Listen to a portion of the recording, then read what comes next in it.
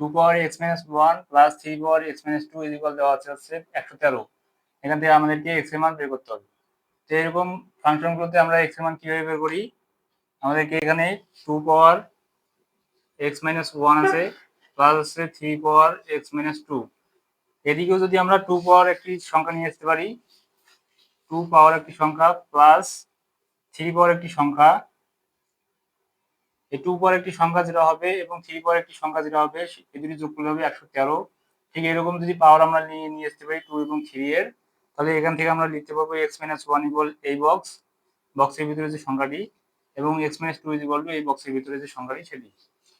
আমরা যদি এই ফর্মে নিয়ে আসতে পারি, নিয়ে আসতে চাই, তাহলে আমাদেরকে 2 এর যে পাওয়ার যুক্ত সংখ্যা এবং 3 এর পাওয়ার যুক্ত সংখ্যাগুলো আগে বের করতে হবে। 2 এর পাওয়ার যুক্ত সংখ্যাগুলো বের করি, 2 square is equal to 4, 2 cube is equal 8, 2 4 is equal 16, 2 5 is equal হচ্ছে 32 and 2 পাওয়ার 6 ইজ ইকুয়াল 64। এরপর যদি 3 পাওয়ারের সংখ্যাগুলো বের করি, 3 square is equal 9, 3 cube is equal 27, 3 power 4 is equal to 81। এভাবে আরো আছে সংখ্যাগুলো। তো আমাদেরকে এখান থেকে দুটি সংখ্যা যোগ করে 113 মিলাতে হবে। সেখান থেকে কোন দুটি সংখ্যা যোগ করলে আমরা 113 পাবো, এখান থেকে যদি 32 এবং 81 যোগ করি তাহলে আমরা 113 পাবো। তো 32 কে আমরা কিভাবে লিখতে পারি, 2 পাওয়ার 5 এবং 81 কে লিখতে পারি 3 পাওয়ার 4।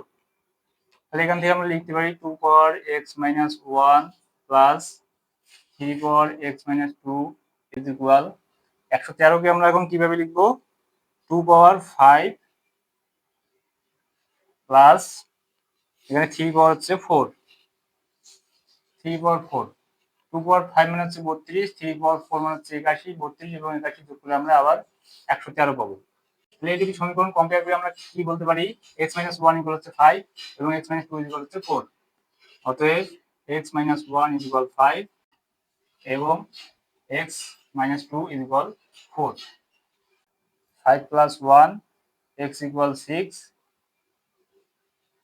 এবং এখান থেকে যদি x এর মান বের করি 4 প্লাস 2 x ইকুয়াল 6। আমরা x এর একই রকম মান পেলাম, এখানে x ইকুয়াল 6, এখানে x ইকুয়াল 6। যদি আমরা এরকম মান পাই, একই রকম মান পাই, তাহলে আমরা বলতে পারবো এখানে x এর মান হচ্ছে 6 এবং এই ফাংশনটি তখন সংজ্ঞায়িত হবে। যদি আমরা x এর মান আলাদা আলাদা পাই, তখন আমাদের লিখতে হবে এখানে x এর কোনো বাস্তব মান নেই।